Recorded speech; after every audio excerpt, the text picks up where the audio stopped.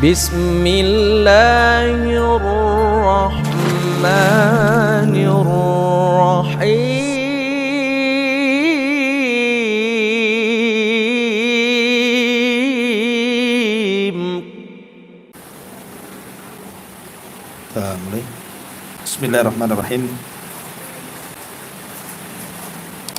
Assalamualaikum warahmatullahi wabarakatuh. Alhamdulillah wassalatu wassalamu ala Rasulillah wa ala alihi wa sahbihi wa mawalah wa la hawla wa la quwata illa billahi wa ba'd. Alhamdulillah, di sore hari ini kita kembali melanjutkan kajian kita, masih membahas kitab Manhaj Taifah Al-Mansurah, dan kita masuk pada bagian ke-29, mewaspadai terhadap tauhid. Di sini pengarang beliau mengatakan tentang definisi tauhid. Tauhid adalah setiap yang disembah selain daripada Allah. Dia rela dengan peribadatan yang dilakukan oleh para penyembah atau pengikutnya, atau rela dengan ketaatan orang yang mentaatinya dalam hal maksiat kepada Allah dan Rasul-Nya. Allah mengutus para Rasul agar memerintahkan kaumnya untuk menyembah Allah dan menjauhi tauhid. Allah Subhanahu wa taala berfirman, "Wa laqad ba'atsna fi kulli ummatir rasulan an i'budullaha wajtanibut taghut." Dan sungguh kami telah mengutus rasul pada tiap-tiap umat ini untuk menyerukan, sembahlah Allah dan jauhi sesembahan selain daripada Allah alias taghut. Kemudian beliau mengatakan taghut itu bentuknya banyak, tetapi pemimpin mereka ada 5. Yang pertama, syaitan. Taghut ini selalu menyeru manusia beribadah kepada selain Allah Subhanahu wa ta'ala. Dalilnya adalah firman Allah Azza wa Jal, "Alam ahad ilaikum ya bani Adam alla ta'budu syaitan innahu lakum aduwwum mubin."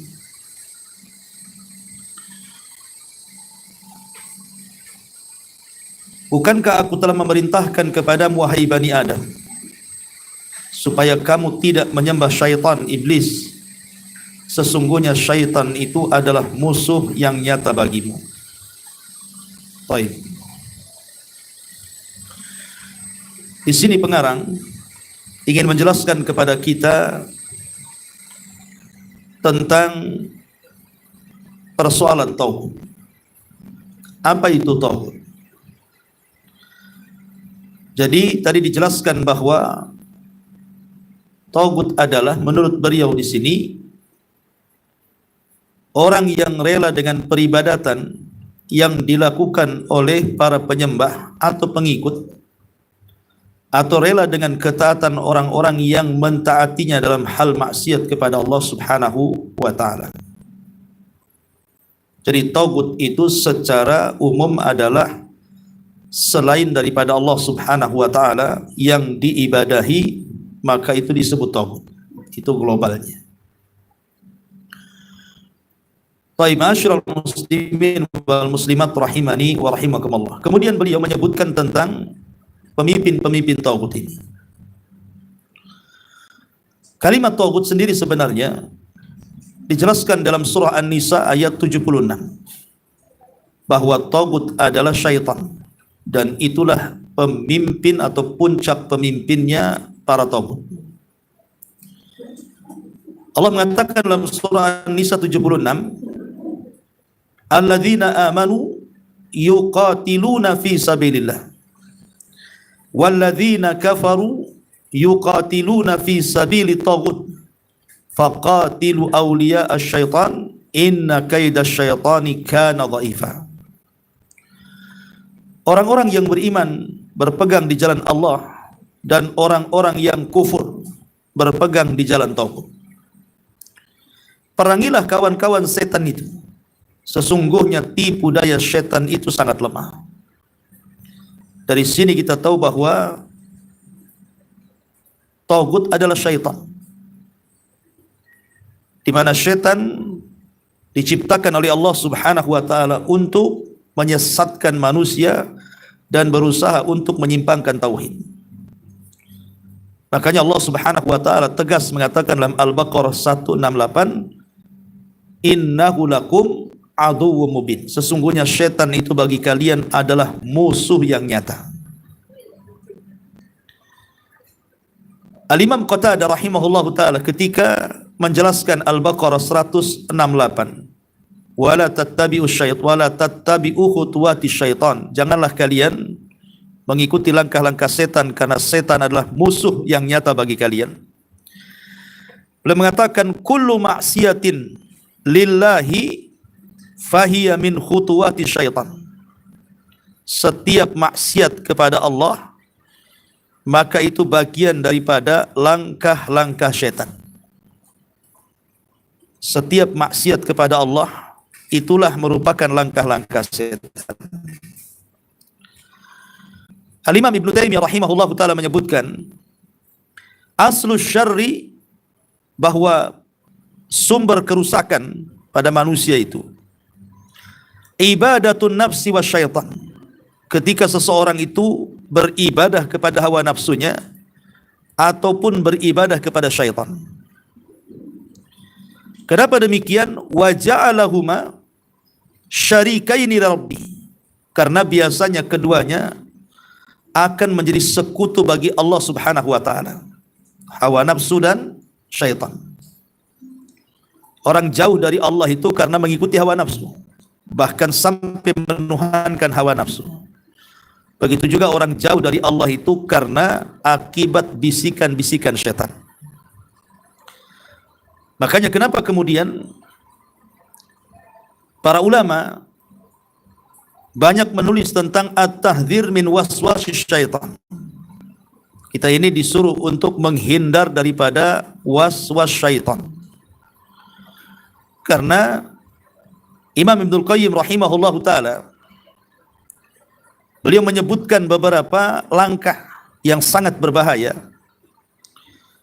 di mana ketika syaitan memberikan waswas kepada manusia itu, kata Imam Ibnul Qayyim rahimahullahu taala, di antara langkah pertamanya adalah al-kufru billahi wa bidini. Memberikan waswas kepada kita supaya kita kufur kepada Allah dan kufur dalam agamanya. Ini jalan yang pertama yang ditempuh setan. Jadi yang paling tinggi setan itu bagaimana caranya membuat orang kufur, membuat orang murtad, membuat orang keluar dari Islam. Kalau tidak bisa kufur, maka kemudian yang kedua, al-bid'atu, melakukan bid'ah. Keyakinan yang menyelisih kebenaran yang diutus Nabi SAW, atau melakukan hal-hal yang tidak dicontohkan Nabi SAW, maka ini langkah kedua. Karena ketika orang melakukan bid'ah, berarti dia telah keluar dari kebenaran. Dan setan sangat suka. Kalau tidak bisa juga yang kedua, maka setan kemudian akan beralih kepada langkah yang ketiga. Orang ini diberikan was-was, suruh kufur ya tidak kufur, suruh melakukan bid'ah ya tidak mau, maka langkah ketiga al-kabair. Maka diberikan was-was supaya melakukan dosa-dosa besar. Memang dia tidak melakukan kekufuran dan bid'ah, tapi boleh jadi dia terjerumus kepada dosa besar, kepada perzinahan, kepada pencurian, memakan riba, ghibah, dan begitu seterusnya. Kemudian juga kalau seandainya tidak berhasil kemudian langkah yang ketiga, maka ada langkah yang keempat, as-saghair. Maka kemudian syaitan akan memberikan was-was supaya kita melakukan dosa-dosa kecil. Dosa-dosa kecil. Kalau juga tidak sanggup juga, maka setan sudah mempersiapkan langkah yang kelima. Apa itu? Al-mubahat, disibukkan dengan perkara-perkara mubah. Ngobrol sana sini, menghabiskan waktu. Akhirnya waktu percuma berjalan begitu saja, tidak ada manfaatnya. Ya. Kalau juga tidak bisa, dengan cara disibukkan dengan perkara-perkara mubah, maka kemudian setan akan masuk dengan cara bagaimana orang ini lebih mendahulukan yang tidak afdal dan meninggalkan yang afdal. Lebih mendahulukan yang tidak afdal, padahal ada yang afdal. Kalau juga tidak bisa, dengan cara yang keenam, dan ini yang ketujuh, ini sudah putus asa setan, maka setan kemudian akan mengerahkan pasukannya dan juga bala tentaranya, baik dari kalangan jin ataupun manusia, supaya membuat macam-macam ujian dan juga adza, artinya menyakiti dengan tangan dan dengan lisan atau dengan hatinya. Boleh jadi mungkin dibuatnya tetangga dia membicarakan orang ini, membicarakan kita, atau orang lain memfitnah kita, atau orang lain memusuhi kita, supaya hati kita goncang. Ya, lihat bagaimana khutuwati syaitan di sini, langkah-langkah setan, sampai kata Imam Ibnul Qayyim 7 langkah sudah disiapkan oleh setan supaya kita jauh dari Allah Subhanahu wa taala dan jauh dari tauhid kepada Allah Subhanahu wa taala.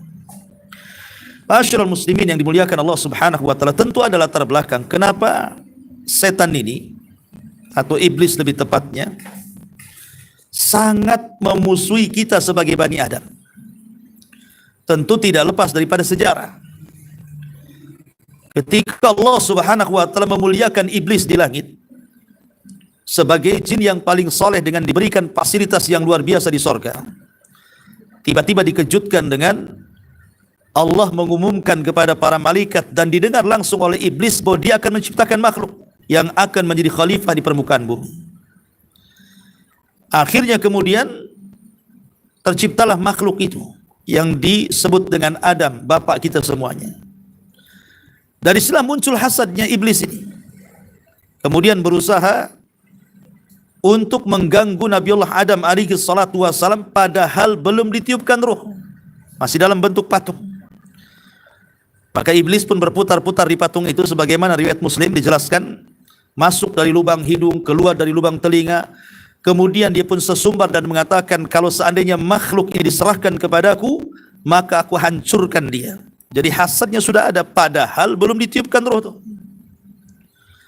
Lah ketika betul-betul kemudian ditiupkan roh, dan Allah Subhanahu wa taala katakan, fa idza sawaituhu wa nafakhtu fihi min ruhi faqa'u lahu sajidin.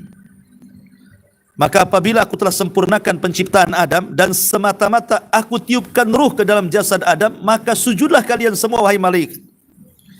Dari sini ada yang memahami bahwa sujudnya malaikat kepada Adam itu bukan kepada jasad, tetapi kepada ruh. Karena Allah mengatakan semata-mata ditiupkan ruh, sujudlah kalian. Karena ruh jauh lebih mulia dibandingkan jasad. Jasad akan hancur, tapi ruh tidak akan hancur. Walaupun terjadi kiamat, ruh tidak akan hancur. Karena salah satu makhluk yang akan dikekalkan saat kiamat dan tidak mengalami kehancuran adalah ruh.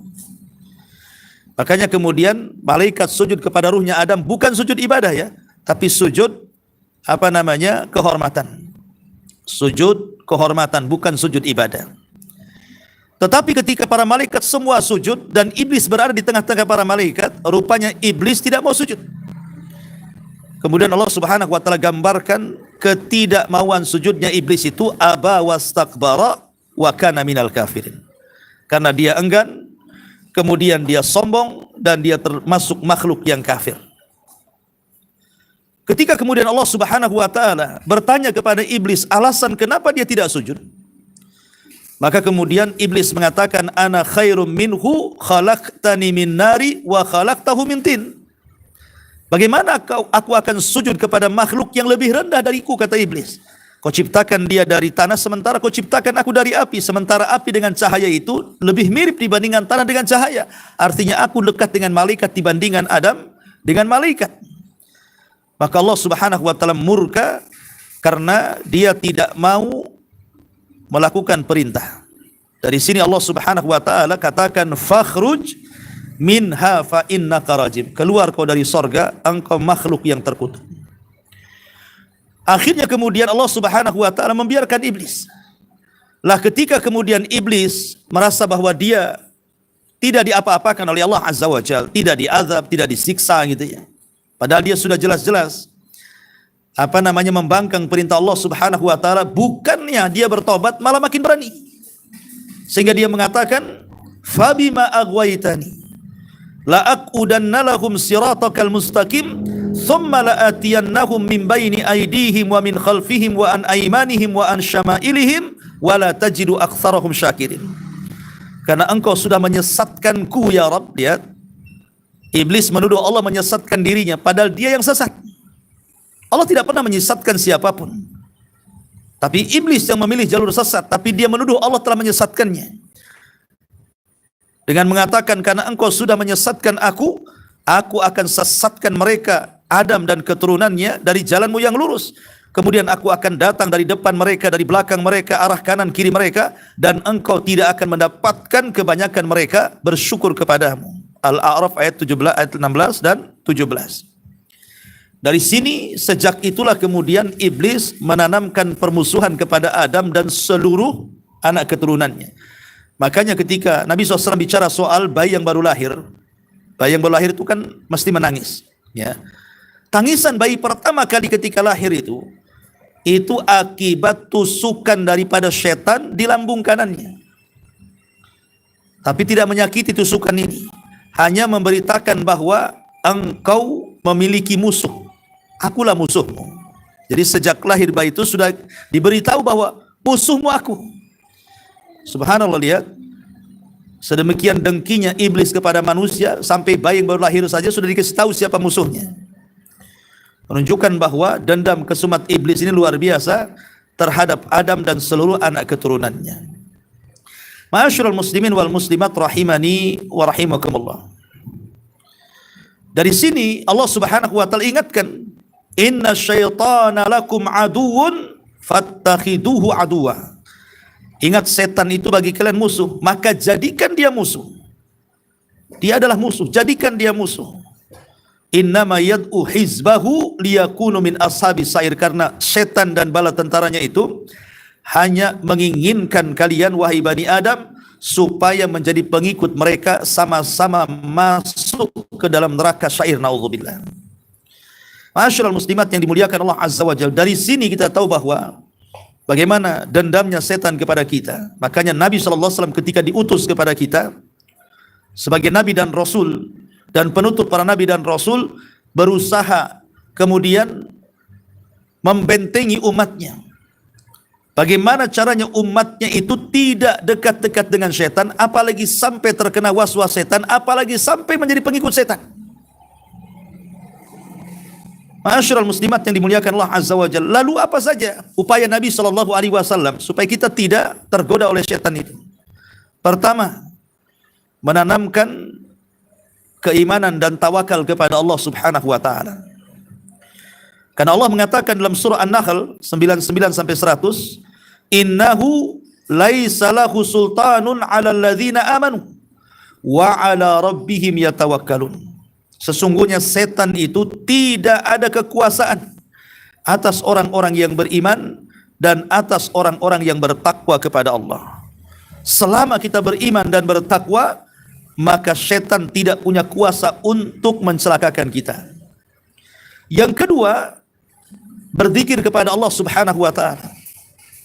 Berzikir kepada Allah Subhanahu wa taala. Karena lihat ketika Nabi SAW menceritakan tentang setiap malam, maka seluruh setan itu akan mengikat tengkuk anak-anak Adam, termasuk kita, dengan 3 ikatan. Pada setiap ikatan, maka setan akan mengatakan, alaika lailun tawilun. Teruslah tidur karena malam masih panjang, supaya kita tidak bangun malam, supaya kita tidak salat tahajud supaya kita tidak salat subuh. Tetapi kata Nabi SAW, kalau kita terbangun langsung berzikir kepada Allah, in halat uqdah, maka satu ikatan lepas. Kalau kita berwudu, maka dua ikatan lepas. Kalau kita salat, maka tiga-tiganya lepas. Lihat bagaimana Nabi SAW memulai dengan zikir. Ya. Kemudian yang kedua, yang ketiga, senantiasa memperbanyak istighfar kepada Allah Subhanahu wa taala. Memperbanyak istighfar kepada Allah Subhanahu wa taala. Karena istighfar itu kalimat yang tidak disukai oleh setan. Karena setan itu kan berusaha untuk supaya kita bermaksiat. Tiba-tiba kita meminta ampun kepada Allah, berarti itu namanya berbalikan dari kehendak setan. Makanya orang yang beristighfar itu sangat dibenci oleh setan. Ya. Kemudian juga yang kelima, yang keempat, seperti arahan tadi hadis Abi Hurairah radhiyallahu an, selain juga berzikir, kita disuruh untuk berwudu dan juga salat. Berwudu kemudian salat. Jadi kalau berwudu dengan salat ini juga sangat tidak disukai syaitan. Orang yang berwudu, apalagi kalau bangun daripada tidur, di antara praktek wudu itu kan memasukkan air ke hidung. Namanya istinsyak namanya, kemudian istinsar mengeluarkannya. Lah, kenapa kemudian istinsak dan istinsar ini memasukkan air ke hidung kemudian mengeluarkannya sangat dibenci setan? Karena kalau malam setan itu salah satu tempat menginapnya atau tidurnya itu di dua lubang hidung tuh.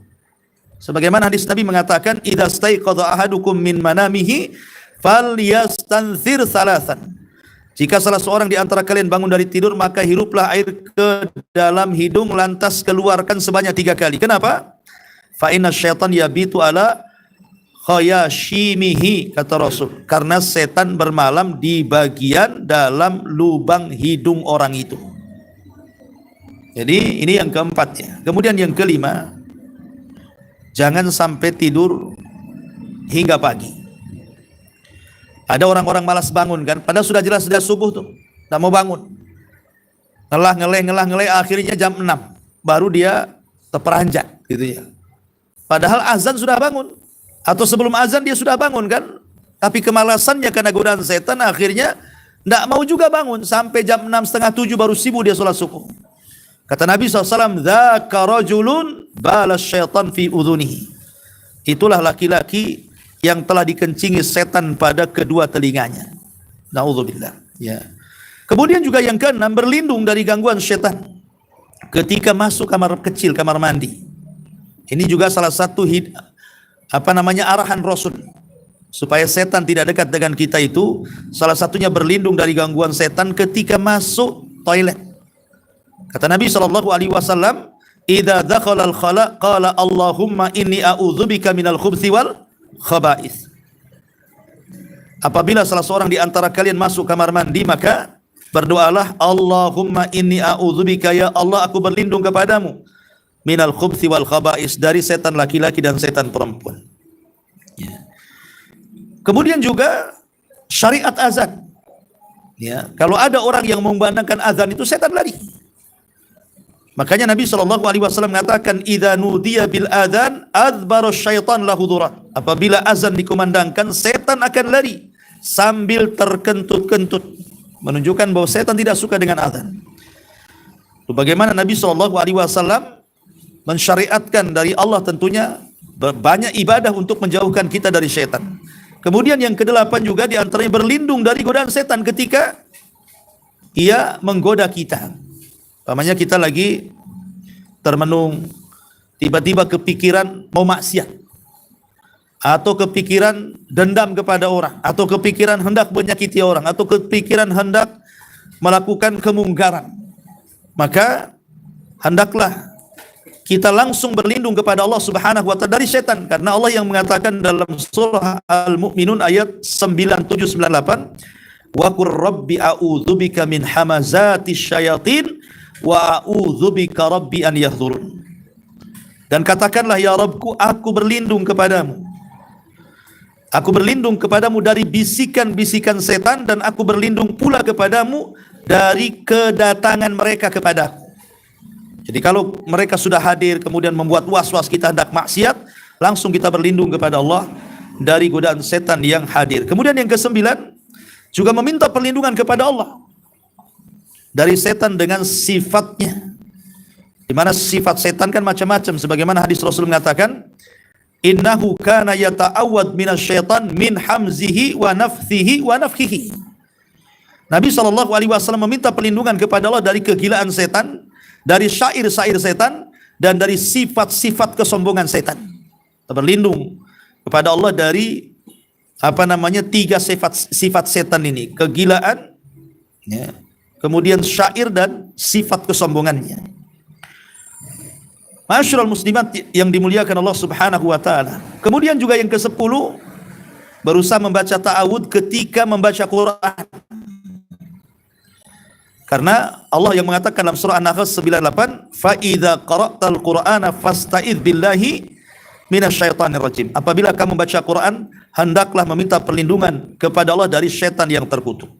Kemudian yang ke-11, meludah ke kiri untuk menolak setan dalam solat. Jadi kalau kita sedang solat, tiba-tiba kok tidak khusyuk, ngelantur kemana-mana, berarti setan sedang mengganggunya. Maka kita disuruh untuk meludah, berta'awud, kemudian meludah ke arah kiri 3 kali.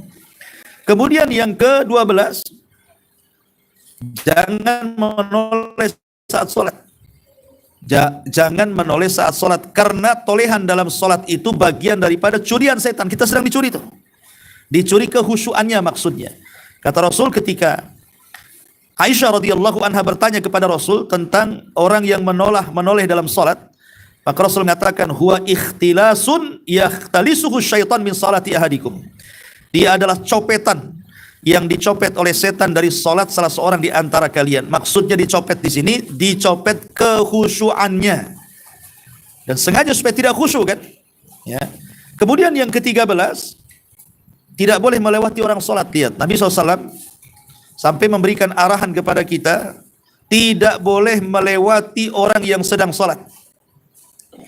Karena Rasul mengatakan, idza marra baina yaday ahadikum syai'un wa huwa yusalli falyamna'hu, fa in aba falyamna'hu, fa in aba falyuqatilhu, fa innama huwa syaitan, kata Rasul. Jika ada yang lewat di hadapan salah seorang dari kalian yang sedang salat, cegahlah. Jika ia enggan, cegahlah lagi. Jika ia masih enggan, cegahlah dengan lebih keras, karena sejatinya dia adalah syaitan. Ya. Kemudian juga yang ke-14, dianjurkan sujud tilawah. Kenapa dianjurkan sujud tilawah itu? Karena syaitan itu paling tidak suka dengan orang sujud. Makanya disebutkan dalam hadis Abu Hurairah radhiyallahu an, idza qara'a ibnu Adam as-sajdata fasajad. Jika anak Adam membaca ayat sajdah lalu dia sujud, i'tazala syaitan yabki, maka setan akan menjauh kemudian menangis. Yaqulu ya wailahu, umira ibnu Adam bis sujud fasajada falahul jannah wa umirtu bis sujud fa abaitu faliyan nar. Celaka aku, kata setan. Anak Adam disuruh sujud, dia pun sujud, maka bagi dia surga. Sementara aku dahulu diperintahkan sujud, aku enggan pula sujud, maka pantas aku masuk neraka, katanya. Kemudian yang ke-15, ya, sujud sahwi. Sujud sahwi pun dalam rangka menghilangkan keraguan-raguan setan tuh. Makanya Rasul mengatakan, idza syakka ahadukum fi salatihi falam yadri kam shalla thalathan aw arba'an falyatrahi syak wal yabni ala mastaiqan thumma yasjudu sajdataini qabla an yusallima fa in kana shalla khamsan syafa'na lahu salatahu wa in kana shalla itmaman li arba'i kanata targhiman lisyaitan. Apa kata Rasul? Apabila salah seorang dari kalian ragu dalam salatnya, kemudian tidak mengetahui berapa rakaat, 3kah 4kah, hendaklah dia membuang keraguan dan ambil yang yakin. Kemudian sujudlah 2 kali sebelum salam. Jika ternyata ia salat 5 rakaat, sujudlah setelah menggenapkan salatnya. Lalu jika ternyata salatnya memang 4 rakaat, sujudlah tersebut sebagai penghinaan kepada setan. Jadi salah satu cara menghina setan itu ketika orang lupa dalam salat, karena lupa dalam salat itu kan gangguan setan tuh. maka sujud sahwi itulah salah satu caranya untuk menghinakan mereka. Ya, ini yang ke-15. Yang ke-16, tidak salat ketika matahari terbit dan tidak salat juga ketika matahari tenggelam. Kenapa? Karena Rasul yang mengatakan la taharrau bi salatikum tulu asy-syamsi wala ghurubaha fa innaha tatlu bi qarnai syaitanin.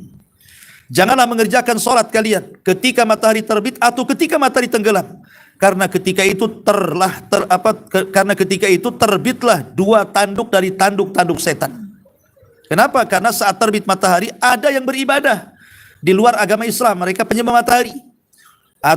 Ataupun ketika tenggelam matahari ada juga yang beribadah, mereka lah para penyembah bulan. Makanya kita tidak boleh salat ketika terbit dan ketika terbenam. Biarkan ketika terbit meninggi satu tombak dulu, biarkan terbenam menunggu gelap dulu, baru kita salat. Ya. Kemudian juga yang ke-17, membaca zikir pagi dan petang. Nabi SAW mengatakan, ma min abdin yakulu fi sabahin kulla yaumin wa masa'in kulla lailatin bismillahilladzi la yadurru ma asmihi syai'un fil ardi wala fis sama wa huwas samiul alim thalatha marrat illa lam yadurruhu syai'un. Tidaklah seorang hamba mengucapkan setiap pagi dari setiap harinya atau setiap petang dari setiap malamnya kalimat bismillahilladzi, dengan nama Allah yang dengan namanya tidak ada sesuatu pun yang membahayakan di bumi dan juga di langit, dan dialah yang maha mendengar lagi maha mengetahui sebanyak 3 kali, maka tidak akan ada apapun yang membahayakan dia meskipun setan. Ya. Maka ini juga supaya terhindar dari godaan setan adalah sering-seringnya membaca zikir pagi dan petang. Kemudian ke-18, membaca surah Al-Ikhlas, Al-Falaq dan An-Nas, dan ini disebut surah-surah perlindungan namanya. Surah-surah perlindungan adalah membaca 3 kul ini, kul huwallah, kul a'udzu birabbin nas, dan kul a'udzu birabbil falaq, baik di pagi ataupun di petang hari. Ya. Kemudian yang ke-19, salat duha 4 rakaat. Kata Nabi SAW dari hadis Nu'aim ibn Hammar, Rasulullah SAW mengatakan, qala rabbukum tabaraka wa ta'ala ibna Adam salli li 4 rakaatin awalan nahar akfika akhirahu. Allah tabaraka wa ta'ala berfirman, wahai anak Adam, salatlah untukku sebanyak 4 rakaat. Sebanyak 4 rakaat pada awal siang, maka itu akan mencukupimu di akhir siang. Akhirnya artinya engkau akan dilindungi Allah dari setan sampai sore hari. Ya, dengan 4 rakaat duha itu. Kemudian juga yang ke-20, meminta perlindungan untuk anak-anak. Karena istri Imran ketika melahirkan Maryam, ia berkata sebagaimana disebutkan dalam ayat itu, inni u'idzuha bika wa dzurriyyataha minasyaitonir rajim. Surah Al-Imran ayat 36, dan aku memohon perlindungan untuknya serta anak-anak keturunannya kepada pemeliharaan engkau daripada setan yang terkutuk. Ini ketika seseorang melahirkan, maka bertawud kepada Allah agar tidak diganggu setan. Kemudian juga yang ke-21, menjaga diri dari tempat-tempat syubhat. Menjaga diri dari tempat-tempat syubhat yang mengundang kecurigaan. Seperti umpamanya Nabi SAW ketika sedang berdua-duaan dengan Safiyah di malam hari. Kemudian ada sahabat yang tergesa-gesa lewat. Kata Rasul, jangan terburu-buru kalian berdua. Di samping saya ini bukan siapa-siapa, dia istri saya. Ya, kata sahabat ini, ya tidak mungkin saya curiga kepadamu, wahai Rasul. Bukan begitu. Setan itu masuk dari jalan darah. Bisa saja kalian curiga denganku, katanya kan. Ya. Kemudian juga yang ke-22, meninggalkan bisikan-bisikan. Tidak boleh seseorang yang bertiga, berdua berbisik-bisik, satu pula pendengar yang tidak jelas bahasanya. Nanti bisa setan masuk dalam hatinya, jangan-jangan dia sedang membicarakan saya tuh, katanya. Karena Rasul mengatakan juga, idza kuntum salasatan fala yatanajatsnani dzuna sahibihima fa inna dzalika yuhzin. Jika kalian bertiga, janganlah 2 orang berbisik-bisik tanpa mengajak yang ketiganya, karena itu bisa menyakitkan hatinya. Ya. Kemudian juga yang ke-23, jangan doakan hina orang lain dengan terjerumus dalam maksiat. Seperti Nabi SAW mengatakan, la taqulu hakadha, la tu'inu alihi syaitan. Janganlah mengatakan demikian. janganlah engkau menjadi penolong-penolong setan untuk kecelakaan. Jadi tidak boleh kita mendoakan kecelakaan orang. Kemudian juga di antaranya yang ke-24, jangan mengucapkan kalimat lau seandainya. Karena seandainya itu, kata Nabi SAW, fa inna lau taftahu amala syaitan. Karena kalimat seandainya itu membuka amalan setan. Seandainya aku tidak ke sana tentu nggak celaka. Kata siapa? Ya, sudah ditakdirkan celaka walaupun tidak kemana-mana pun celaka dia. Jadi itu adalah was-was daripada setan. Kemudian ke-25, meminta perlindungan kepada Allah ketika datang was-was setan yang ingin mengingkari adanya Allah. Seperti dia tiba-tiba termenung, yang menciptakan langit Allah, yang menciptakan bumi Allah, yang menciptakan hutan Allah, yang menciptakan lautan Allah. Lah siapa yang menciptakan Allah? Kalau sudah sampai kepada siapa yang menciptakan Allah, maka falyasta'id billah, kata Rasul. Cepat-cepat berlindung kepada itu setan itu, ya.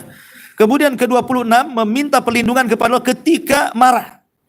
Ya, karena marah itu dari setan, dan setan dari api, dan api hanya bisa dipadamkan dengan air, maka berwudulah saat marah, kata Rasul. Ya. Kemudian yang ke-27, meminta perlindungan kepada Allah ketika mendengar suara anjing menggonggong dan keledai di malam hari, karena saat itu mereka sedang melihat setan. Kemudian yang ke-28, membaca surah Al-Baqarah, karena orang yang baca surah Al-Baqarah maka setan akan lari 3 hari dari rumah kita. Ya. Kemudian ke-29, menyebut nama Allah ketika masuk rumah dan juga ketika makan. Baca basmalah ketika masuk, bismillah, assalamualaikum. Ketika makan juga bismillah. Sebab kalau kita tidak membaca basmalah ketika masuk dan ketika makan, maka setan malam-malam akan menginap di rumah kita sampai pagi. Begitu hadisnya. Kemudian ke-30, membaca zikir ketika mampir di sebuah tempat yang menyeramkan. Atau umpamanya ibu lewat di mana, kemudian kok kayaknya serem gitu ya. Atau baru beli rumah kok serem, atau mau ngontrak rumah kok serem. Nah, maka Rasul mengatakan, bacalah a'udzu bikalimatillahi tammati min syarri ma khalaq.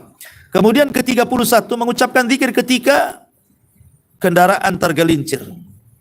Ya, umpamanya kita naik mobil kok oleng mobilnya, ya. Ataupun umpamanya tiba-tiba bannya masalah, pokoknya ada masalah dengan kendaraan ketika berkendaraan itu, maka berzikirlah kepada Allah Subhanahu wa taala. Karena dahulu ada kisah dari Abul Malih, dari seorang seseorang yang tidak disebut namanya. Dia berkata, aku pernah dibonceng Nabi, lalu tunggangan yang kami naikkan tergelincir, ya. Kemudian aku pun mengatakan, celaka setan, katanya. Tapi Nabi mengatakan, la taqul ta'isa syaitan, jangan engkau ucapkan celaka setan, ya. Idza qulta dzalik ta'azama, karena jika engkau mengucapkan yang demikian itu, setan akan semakin besar, hatta yakuna mithlal bait, seperti rumah besar.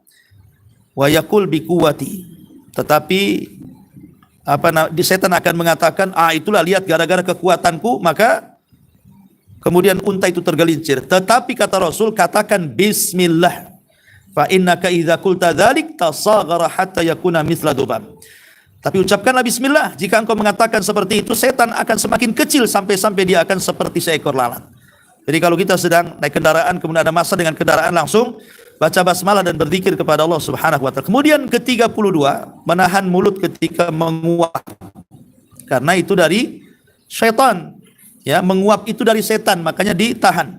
Kata Rasulullah SAW, at-tatha'ub minasyaitan, menguap itu dari setan. Fa idza tatha'aba ahadukum falyaruddahu mastata'a, apabila salah seorang menguap maka tahan semampu dia. Kemudian ke-33, meninggalkan khalwat dengan lain jenis, laki-laki dengan perempuan berdua-duaan, karena yang ketiganya pasti setan. Kemudian ke-34, membaca doa ketika berhubungan intim. Ya, Allahumma jannib nasyaitan wa jannibi syaitan ma razaqtana. Ya. Kemudian ke-35, membaca 2 ayat terakhir dari surah Al-Baqarah. 2 ayat terakhir dari surah Al-Baqarah itu juga bisa melindungi kita dari gangguan syaitan. Kemudian ke-36, membaca surah Al-Ikhlas, Al-Falaq dan ayat kursi sebelum tidur. Ya, Al-Ikhlas, Al-Falaq, An-Nas dan ayat kursi sebelum tidur. Kata Nabi SAW, idza kana akhadha majjahu nafatha fi yadayhi wa qara'a bil muawwidataini wa masaha bihi majasadahu. Rasul apabila hendak tidur, beliau membaca qul a'udzu birabbil falaq dan qul a'udzu birabbin nas, kemudian mengusap semua Badanya dalam riwayat kul a'udzu birabbil falaq, kul a'udzu birabbin nas, dan kul huwallahu ahad. Ya, dalam riwayat juga Rasul membaca ayat kursi. Kemudian ke-37, menjaga diri saat mimpi. Dengan cara apa?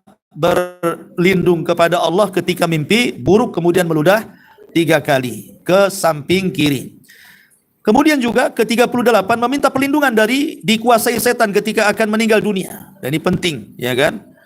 Ya, jadi ketika kita sakit parah, mintalah terus kepada Allah, jangan sampai kemudian setan menguasai kita sehingga kita su'ul khotimah dan tidak mengucapkan kalimat la ilaha illallah. Kemudian ke-39, mengikuti petunjuk Nabi SAW, dan yang terakhir ke-40, menahan pandangan, tidak banyak bicara, tidak banyak makan, dan kurangi banyak bergaul dengan manusia, karena itu semua adalah syahwat daripada syaitan. Lihat bagaimana sampai-sampai Nabi itu memberikan banyak petunjuk, 40 lebih sebenarnya, supaya kita ini dijauhkan daripada setan, karena setan adalah taghut yang menjadikan kita menyembah kepada selain Allah Subhanahu wa taala, bahkan menjadikan setan sesembahan kita.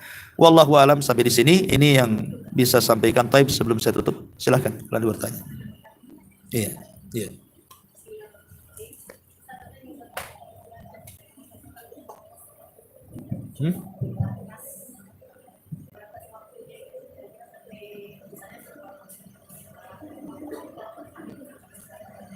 Batas waktu zikir pagi petang.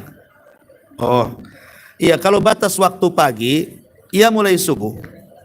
Ya, subuh sampai waktu duha, sampai terbit matahari. Ya kan? Kalau zikir petang itu bisa ba'da asar atau ba'da maghrib sampai isya. Nah, itu sudah bisa zikir pagi petang. Ya, wallahu a'lam.